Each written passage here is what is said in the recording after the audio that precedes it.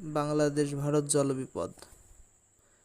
বাংলাদেশ ভারত যে জলবিপদটা আছে সেটা হচ্ছে এইখানে রাজশাহীর এইখানে উপরে মুর্শিদাবাদের উপরে শিবনগর এখানে যে ফারাক্কা আছে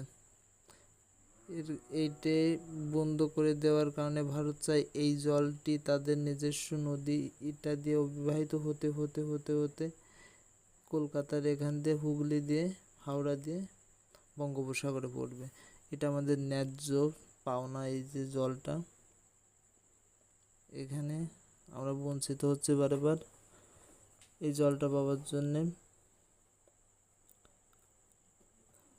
এইখানে একটি গেট নির্মাণ করেছে ভারত, তাই ফারাক্কা ব্রিজ, এই জায়গাটা ফারাক্কা ব্রিজ। এখান থেকে জল তারা বঙ্গোপসাগরে অবহিত করে।